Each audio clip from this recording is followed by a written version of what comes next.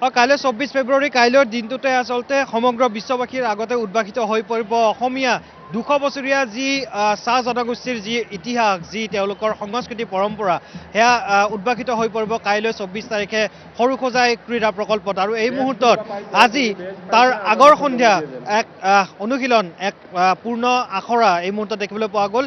মই camera person Binod অধিকাৰীক দেখুৱাবলৈ অনুৰোধ কৰিম।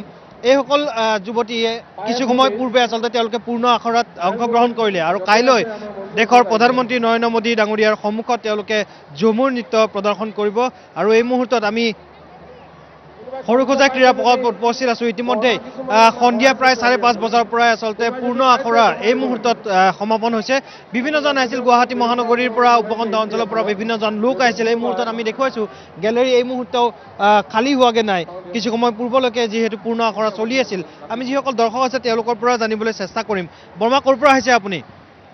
আমি এই হকী ষ্টেডিয়ামৰ ওচৰৰ পৰা। কেনেকুৱা পালে ঝুমুৰৰ আখৰা চাই কেনেকুৱা পালে? বহুত ভাল লাগছে, বহুত ভাল লাগছে।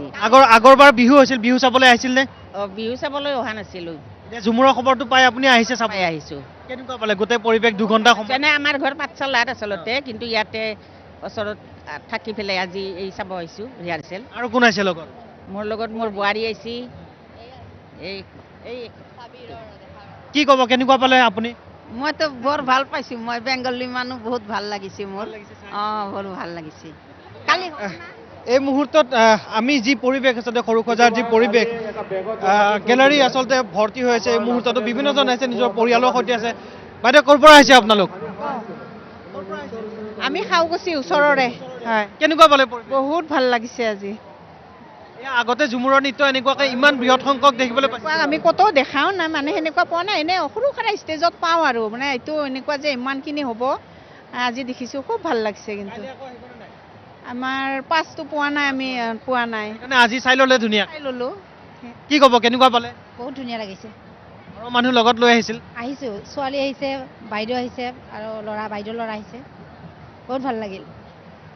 এই মুহূৰ্তৰ পৰিৱেশ যিসকল যুৱতী আচলতে এই ঝুমুৰত অংশগ্ৰহণ কৰিছে সেই যুৱতীসকলৰ সৈতেও আমি কথা পাতিম। কাইলৈলৈকে 24 ঘণ্টা সময় আছে, ইতিমধ্যে পূৰ্ণ আখৰা হৈ গ'ল। মনটোত কেনেকুৱা উগুল ঢুগুল লাগি আছে? ভাল লাগিছে, কালি দিনটো অপেক্ষা কৰি আছোঁ। বহুত এক্সাইটেড হৈ আছোঁ। ভাগৰ লাগিলে নাই? 2 ঘণ্টা সময় ডান্স কৰাৰ পিছত আপোনালোকৰ ভাগৰ লাগিলে নাই? ৰেষ্ট দিছে, ভাল লাগিছে। ভাগৰ লাগিছে যদিও আৰু মিউজিক বাজি দিছে, ভাল লাগিছে। নাচো নাচো লাগি গৈছে মিউজিকটো বাজিলে। কাইলৈ এইখিনি সময়ত কিন্তু আপোনালোকৰ ফাইনেল পাৰফৰ্মেঞ্চ এইখিনি সময়তে হ'ব। হয় হয়। আমি আৰু কথা পাতিম যিসকল যুৱতী অংশগ্ৰহণ কৰিছে তেওঁলোকৰ সৈতেও আমি কথা পাতিম। পুনৰবাৰ আমি এই যুৱতীসকলৰ সৈতে কথা পাতিম। আৰু 24 ঘণ্টা সময় আছে, তাৰপিছত আপোনালোকৰ পাৰফৰ্মেঞ্চ ইয়াতে দেখিবলৈ পোৱা যাব প্ৰধানমন্ত্ৰী ডাঙৰীয়াৰ আগত। মনটো কেনেকুৱা লাগি আছে এই মুহূৰ্তত? বহুত ভাল লাগি আছে। ভাগৰ লাগিলে নাই? নাই লগা। অলপো ভাগৰ লগা নাই? নাই লগা। তাৰপিছত কাইলৈ কিন্তু এই পাৰফৰ্মেঞ্চ শেষ হোৱাৰ পিছত আপোনালোক ঘৰা ঘূৰি যাবগৈ। আহিছে ক'ৰ পৰা? ডিব্ৰুগড়ৰ পৰা? যোৰহাটৰ পৰা। এই সময়ছোৱাত এইখিনি সময় গোটেই জীৱনভৰ মনত ৰাখিব আপোনালোকে? হয় হয়, লাইফ টাইমৰ কাৰণে মনত ৰাখিম। আমি দেখুৱাইছোঁ যিসকল যুৱতী বিভিন্ন জিলাৰ পৰা যোৰহাট, ডিব্ৰুগড়, শিৱসাগৰ, উজনি অসম, উত্তৰ অসম আদি অঞ্চলৰ পৰা তেওঁলোক আহিছে আৰু এই মুহূৰ্তত তেওঁলোকে শেষবাৰৰ বাবে পূৰ্ণ আখৰাত অংশগ্ৰহণ কৰিলে আৰু এই মুহূৰ্তত তেওঁলোকৰ অভিভাৱকো আছে। কেনেকুৱা পালে গোটেই পাৰফৰ্মেঞ্চ, তেওঁলোকে কেনেকুৱা পালে চাই? বহুত ভাল লাগিছে। মানে দেখা পাই এনেকুৱা লাগিছে বহি থাকিব পৰা নাই, নিজৰ জাগাতে নাচি আছো। তো বহুত ভাল লাগিছে। চবকে বেষ্ট উইচেছ থাকিল আৰু নিজকে বহুত প্ৰাউড ফিল হৈছে। ময়ো এজনী আদিবাসী ছোৱালী হয়। নেক্সট টাইম যেতিয়া নেকি অলৰেডি মামাই কৈছে যে নেক্সট টাইম যদি চান্স পায় আমিও ভাগ ল'ম, তো ডেফিনেটলি আমি ৰেডি আছোঁ। চ' থেংক ইউ। দিল্লীলৈ নিয়াৰ কথা কৈছে? দিল্লীলৈ নিয়াৰ কথা কৈছে। বহুত আমাৰ প্ৰাউড মুমেণ্ট হয় যে আমি নিজক ৰিপ্ৰেজেণ্ট কৰিব পাৰিম। তো ডেফিনেটলি চান্স পালে আমিও ভাগ ল'ম। মনত কেনেকুৱা ভাৱ আছে? দিল্লীলৈ যাবলৈ ইচ্ছা আছে আপোনাৰ? আছে। সৰুসজাত যি পৰিৱেশন কৰিলে আপোনালোকে, যি অনুশীলন কৰি আছে এতিয়া, কাইলৈ প্ৰধানমন্ত্ৰী ডাঙৰীয়াৰ আগত আপোনালোকে প্ৰদৰ্শন কৰিব নিজৰ নৃত্য। তাৰপিছত দিল্লীৰ বাবে সাজু হ'ব, নিজকে সাজু কৰিব? কৰিম। কি ক'বলৈ বিচাৰিব? দিল্লীলৈ যাবলৈ ইচ্ছা আছে? আছে, বহুত আছে যাবলৈ মন। কাইলৈৰ কাৰণে কেনেকুৱা লাগি আছে মনত? বহুত ভাল অনুভৱ হৈছে আমাৰ, আৰু আমি নিশ্চয় দিল্লীলৈ যাম, কিয়নো এইটো আমাৰ প্ৰাউড মমেণ্ট হয়।